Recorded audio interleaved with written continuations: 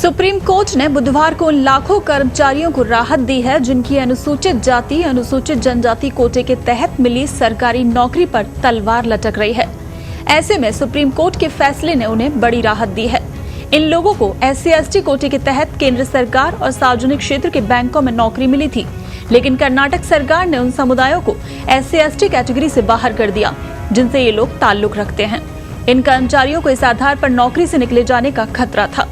Karnataka high court के आदेश पर इन लोगों के एम्प्लॉयर्स ने कारण बताओ नोटिस जारी करके इनसे ये भी पूछा था कि उनकी सेवाएं क्यों बंद नहीं की जानी चाहिए। जस्टिस हिमा कोहली और जस्टिस संदीप मेहता की पीठ ने कर्नाटक हाईकोर्ट के इस फैसले को खारिज कर दिया है। कोर्ट ने कहा, हम मानते हैं कि प्रतिवादी बैंकों उपक्रमों द्वारा अपीलकर्ताओं को कारण बताओ नोटिस जारी करने की प्रस्तावित कार्रवाई कायम नहीं रखी जा सकती और इसे रद्द किया जाता है। के निर्मला सहित कोटेगारा अनुसूचित जाति और कुरुबा अनुसूचित जनजाति के कर्मचारियों को उनके बैंकों की तरफ से नोटिस जारी करके जवाब देने को कहा गया था। ये लोग Canara bank, oriental insurance company limited और हिंदुस्तान एरोनॉटिक्स लिमिटेड के कर्मचारी हैं।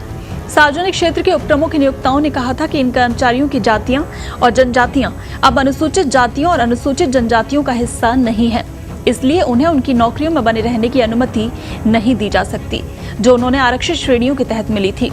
कई याचिकाओं पर निर्णय करते हुए सुप्रीम कोर्ट ने कहा कि इनमें आम बात यह है कि क्या कोई व्यक्ति जो कर्नाटक में अनुसूचित जाति या अनुसूचित जनजाति प्रमाण पत्र के आधार पर किसी राष्ट्रीयकृत बैंक या भारत सरकार के उपक्रम में सेवा में शामिल हुआ हो, राज्य की ओर से उस जाति या जनजाति को सूची से हटा दिए जाने के बाद भी अपने पद पर बने रहने का हकदार होगा। बेंच ने कहा कि हम इस निष्कर्ष पर पहुंचे हैं कि अपीलकर्ता 29 मार्च 2003 के सरकारी परिपत्र के आधार पर अपनी सेवाओं की सुरक्षा के हकदार हैं।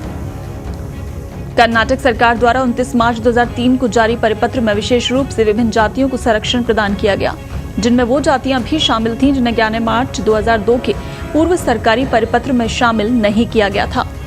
सुप्रीम कोर्ट ने कहा कि वित्त मंत्रालय ने अगस्त 2005 के एक पत्र में संबंधित बैंक कर्मचारियों को सुरक्षा कवच प्रदान किया था और उन्हें विभागीय और आपराधिक कार्रवाई से बचाया था।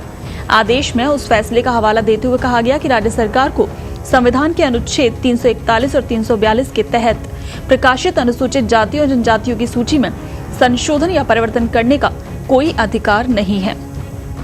कोर्ट ने कहा कि इस बात पर कोई विवाद नहीं है कि अपीलकर्ता कर्मचारियों ने कानून की उचित प्रक्रिया का पालन करके अपने SC और ST प्रमाण पत्र प्राप्त किए थे।